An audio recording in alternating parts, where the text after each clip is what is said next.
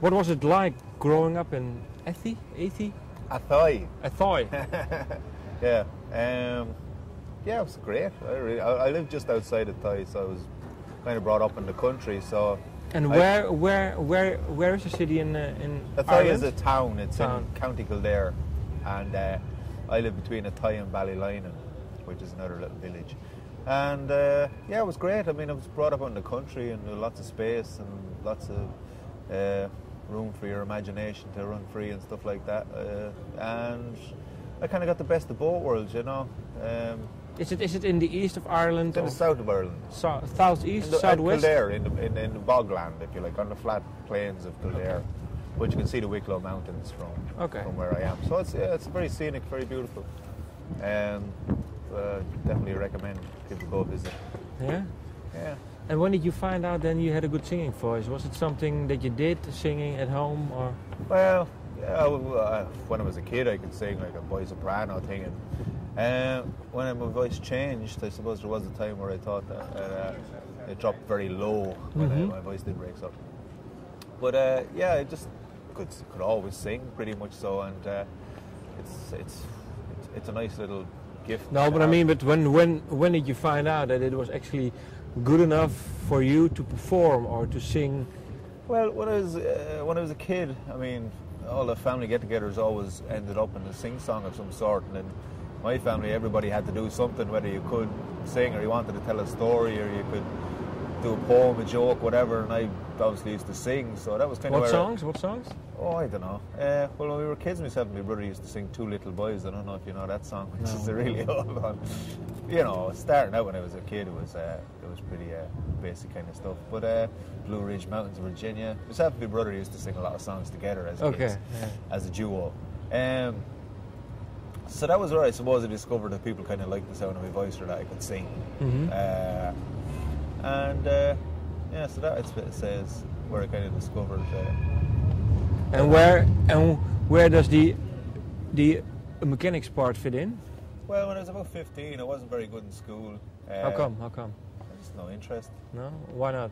I'm not interested in something that doesn't. I was never any good at studying, sitting down and studying and things like that. I was always obsessed with music, and the school didn't stimulate the parts of my brain that wanted to be stimulated, if you like. Okay. Which are? Which are, I don't know. I was just a daydreamer, you know. Okay, yeah. I like looking out windows and messing around. So so I tell you what happens. The summer holidays came, and we have a family business that's like since my grandfather started a mechanics business, and as my father did before me, I just started doing that, and school started again, and nobody said anything, and I just kept being a mechanic. But I can't say it. What did you do then for what parts of the trucks? Of the trucks, okay. I had no interest in mechanics. It was just I left school, and that was next on the list, kind of on the way to becoming a musician, I suppose. Yeah. Excuse me, I've been talking all day. So, like I say, I always was obsessed with music and didn't finish my mechanic course, and came to Holland to busk. Why? Well, excuse me.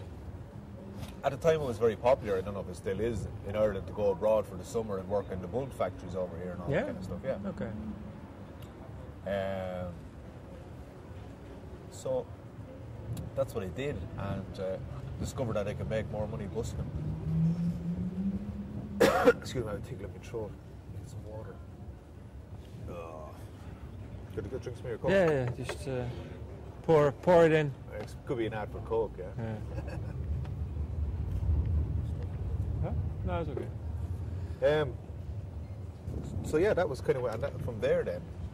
But what songs did you play then? While busking. The usual at the time. I don't know what's the common busking songs now, but "Wish You Were Here" and stuff like that. Oasis with. Yeah, there was a bit of Oasis. Yeah, no, actually, Oasis. No, that would have been pre-Oasis. Sorry, what it would have been pre-Oasis. Pre-Oasis, yeah. So that and Dylan songs and the usual busking stuff at the time. But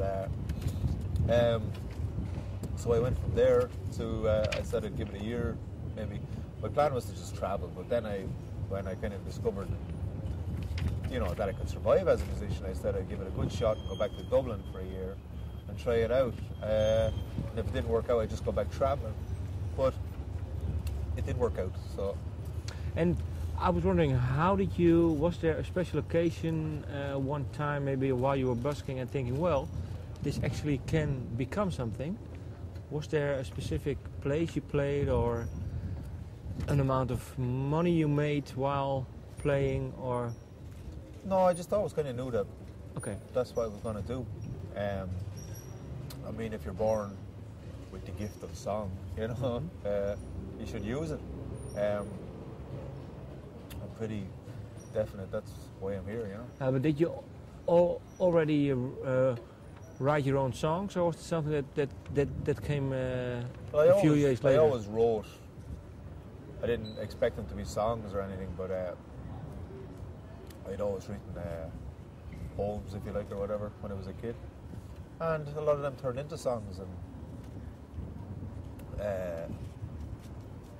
it's just a kind of a natural thing that I desire to create, so it kind of came from there. But I'm not set on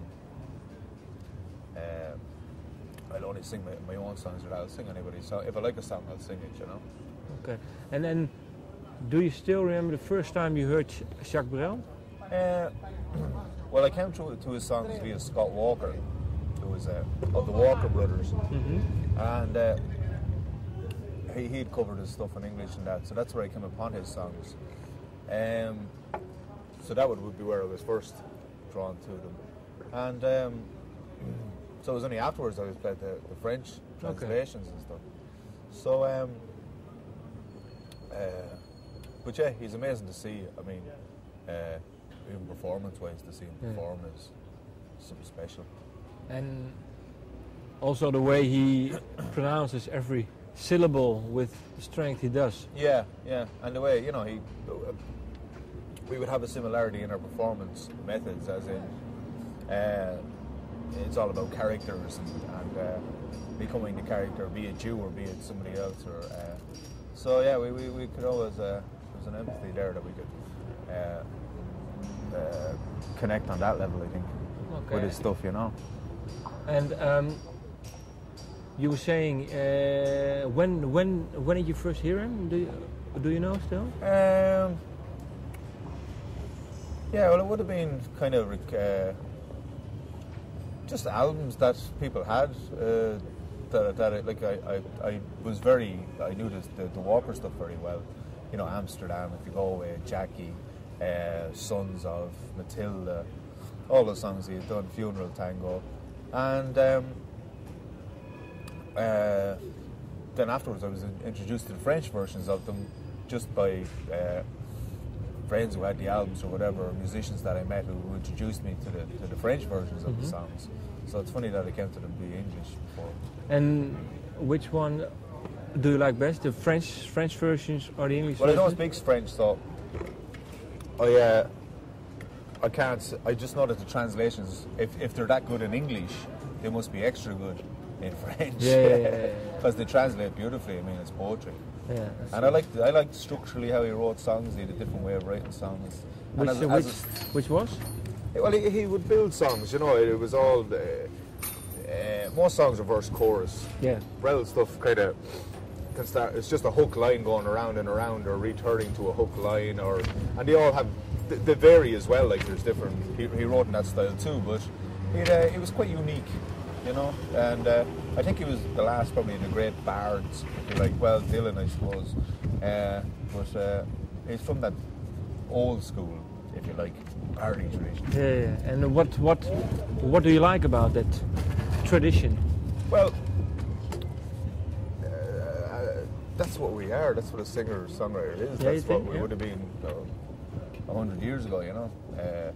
You may have. I think I'd be doing what I'd be doing, but I'd probably be a tramp or something like that. But nowadays it's considered more so of a respectable job.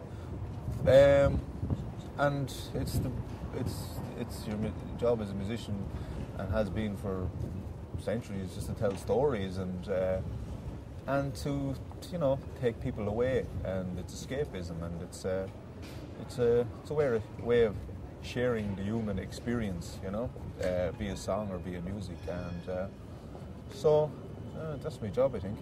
And when did Carl Jung came into the picture? Yeah. When? Carl Jung, I know, I met, well, I have a friend who's a Jungian psychologist and stuff, and then I just started reading the books from there, and Memories, Dreams and Reflections, his biography, is it's mind-blowing. I mean, it reads like a science fiction book, but it's the man's life, and it's I don't know, I'm into everything, you know. I'm not into anything specifically, and I liked, you know, when you read something and it joins up with a lot of your thoughts, your own thoughts. And that's kind of how it was with Carl Jung when I read his stuff. That made sense to me as how I saw the world as well. So, can you name me one specific thing that you read and you thought, well, this is what I think about the world, or how I think about it? Yeah, I suppose it's how he interpreted his works as well. He wouldn't want you, you know, there's no rules really to what he was saying in some respect, because his whole thing was, which I agree with, is that you can't set, you know, you can't follow one religion really, or some things like that, because once you do that, you blink yourself to everything else. So you must keep your mind open to everything and every possibility. Is it hard for you to do, to keep your mind open?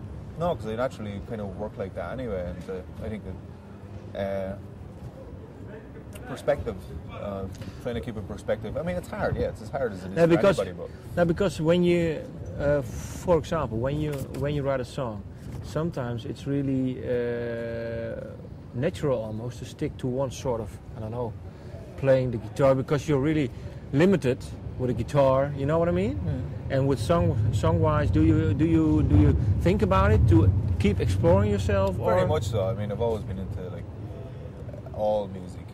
I don't really care what it is. If it interests me, it interests me.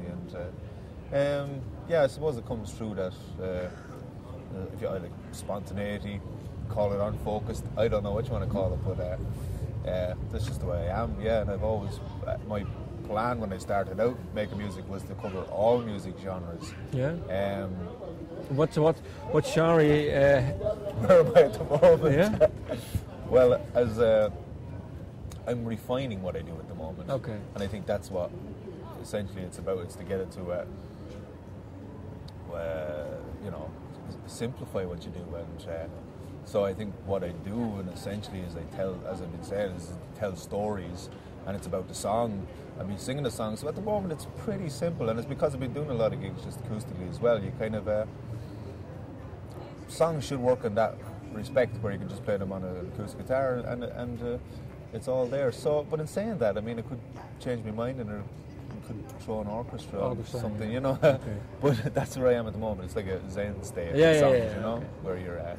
And what is harder for you, to write the music to a song, or to write the lyrics, or does it differ a lot? Well, see, sometimes it can just come all at once, and it's. But let's say normal wise for you, what is more? You have to be more studious, and you have to sit down and work on stuff, and a lot of the time lyrics can come from just the soup kind of in your head, and you're just picking things out of, you know, you could have an idea lying around for years in your head about a song, and then one day the idea, the concept will fully form your head due to something you experience or something you hear. Is there one song on this album that came about the way you are explaining now? All at once, or? No, that was circling around in your head, and then it was finally brought into, let's say, onto tape. I'm just trying to run through the songs in my head. No, but I've got a few new songs that are like that kind of. They've been wandering around for a while. Off the top of my head, anything on the album, a lot of the stuff was all pretty spontaneous, you know, all pretty made up, all in the one go. Something like Rooftop Lullaby would have been in one night, you know, you would do a song, and other ones might have taken a bit longer, but Yeah, off the top of my head, no. But I have a few ones I'm doing at the moment that have been in my head for a while. And I read that you're proud of Rooftop Lullaby. Yeah, I like the song. Yeah. And what makes it so special for you? Well, because you wrote it. I mean, what's in it for you? I don't know. It kind of, I suppose, it captures the wonderment of being a child, and there's the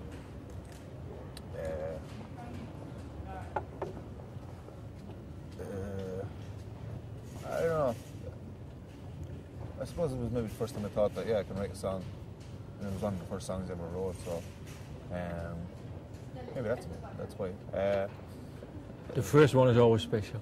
But that's it, isn't it? Yeah. There's no time like the first time and all that.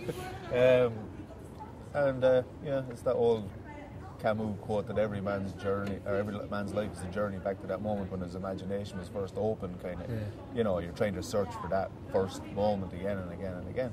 So maybe that's why I like that song. But there's other songs I like too, But I like that one, yeah.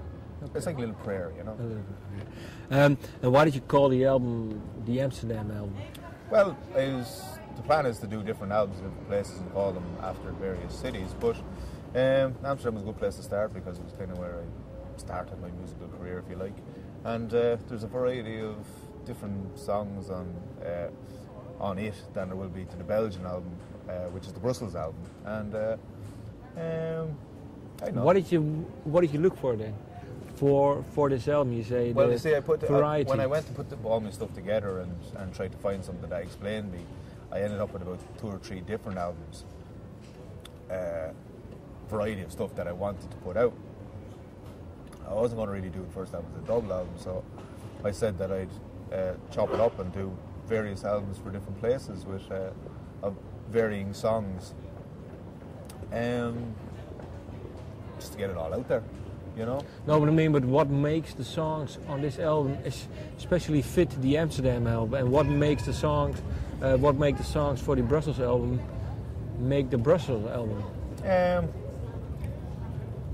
Or is it just a feel that you can't explain? Or? Yeah, I thought there was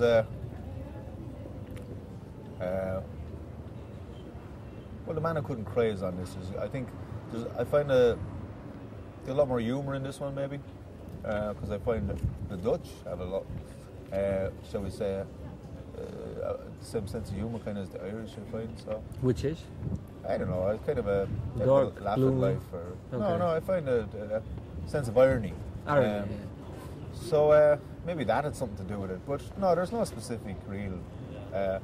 I mean, no, I was saying maybe a concept album, but it isn't. Yeah, no, it was just I had about 2 or 3 different albums that I wanted to release of introduction or compilation songs, and I thought a good way of doing it would be just to do it in different territories, do the different running orders that I thought.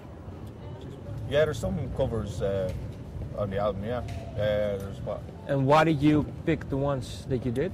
I liked them. I've been doing a few variety of covers. I'm always checking out other people's songs. Sometimes you feel you can interpret a song. Sometimes it's been done as it needs to be done, I think. And because that was my thing. The Can't Get You Out of My Head is really different from the original one. Yeah, but the Golden Brown is a bit similar. Similar, but it's still with a trio. I always liked the swing kind of in that song, and I always envisioned what would it be like if you did it with a trio, like drum and bass, double bass, and piano. And so that's kind of how that came about. I had an idea for it. Thanks. And I just went with it. Okay. And I don't know, I stripped it back because also it's a funny song because when you actually look at it, there's not much of the song there. It's there's no actual kind of chorus. It's just verses. So when I stripped it down and had a look at it, I don't know. It was just one that interested me. And the Kylie Minogue song that came about via a radio show in Ireland where they get you on and you do one of your own songs and you do a cover of a popular song at the time, and I ended up doing that one. Why? Because they give you a selection of 3 pop songs. Okay. And people vote in to pick the one they want you to sing. So I ended up singing that one, which I didn't mind because I did think it was a good song, and it has I think it's a classic. It is, yeah. Just like Britney Spears' Baby One More Time. Yeah, yeah. So that's kind of how that came out. That came about by default, really. I mean, I don't think I'd ever done it if that happened, you know. Okay. But like I say, I like the song, and I always thought it had when first time I ever heard it, I thought it might be the Serge Gainsbourg song or something like that. Yeah. You know, it had that kind of sexuality or something. Yeah. And what else is on there? The Man Who Couldn't Cry. That kind of came about. I just like that song. I like the story. I like the humour in it. And that was from the Johnny Cash recording. I've never heard Loudon Wainwright sing it, but I really like the Johnny Cash recording, and that's why I did that one. So I don't know, different songs take me fancy at different times, and you know, when you cover other people's songs, sometimes, a lot of the time, it lends to you writing more songs yourself. Sorry, it lends? You tend to write more songs yourself off. You learn other people's songs. I know what you mean, yeah. It tends to just like sow seeds for your own songs. And you know, I don't. Well, where are there songs, personal songs written while doing this, the covers on this album, or? Yeah, well, I'm constantly, you know, if I hear a song on the radio or something, an old classic, and I go, geez, I wonder if I did that with that one.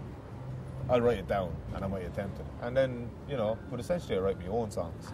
That's kind of what I'm doing at the moment. I got an album in the pipeline of new stuff, so that's kind of what I'm concentrating on doing. But if I come along with songs in the meantime that I like, I cover them.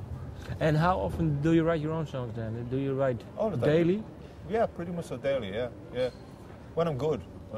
You know, it's kind of. What do you mean with good? Well, sometimes when you're gigging, it's very hard to. I like to write all the time, but when you're gigging, it's very hard to find the time or find the energy to do it. So but do you have to be in a certain mood? Yeah, that's what you mean? Well, you need to be in a certain frame of mind. Sometimes after gigs, you have song ideas or that, but most of the time, I find I have to go away and escape from the world because all the distractions. You know, it's very hard to be creative when you'll find things to distract yourself. So most of the writing I do, I go back down the country and just lead a monastic life down there, kind of just it's like this studying or something like that. And but do you study? Because that's what I was thinking. Do you just write songs and don't think about the way you're writing, but just wonder what you come up with, or do you actually study to improve your songwriting and your lyric writing? Well, when you do something like sing the Brel songs, it's like doing a thesis on somebody, because you learn all their songs and you know all about them basically, and you can get a feeling. So you can't help but learn via osmosis, you know, without going, oh, I'm going to really study this. Most songs I write are just fucking ideas that come into my head, and away you go, you know. And I carry a notebook around me all the time. I write down ideas, and then I go off somewhere and just put all the jigsaw puzzles together, and sometimes it comes out as a song and sometimes it doesn't, and that's the creative process, you know. It's never something that I found you could sit down and if I do that, that's going to happen. If I do this, that's going to happen. It's just it's kind of like a state of mind. It's kind of like a balance you have to find, and I don't think all songs come out of being depressed or anything like that. I find they come out with peace of mind and room for your mind to kind of talk to you, if you like, you know. Yeah. And let's say if you listen back to your own songs, do they tell something about you in retrospect? Yeah, very much so. I mean, a lot of songs would be very personal, but not even that you could say in a specific way that they're about one particular thing or one particular moment. They're an amalgamation of all different stuff that's floating around your head or different experiences you've had.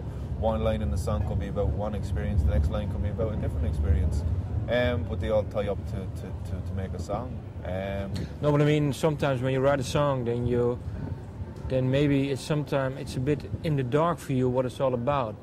And then when you look back on it, let's say a few years later, then everything makes sense, you know. Sometimes people, singer-songwriters have that experience. I don't know if you have. Well, and as you change, as I think everybody supposes as they go through life, songs change what they're about to you, you know. You could have written them about one thing, but as you move through life, your perspective changes on them, and you realise, Jesus, you're going through something else, and you go, wow, this fits perfectly with what I'm going Do through now, you know? do you have an own song that has changed for you? The meaning of the song has changed for you through the years?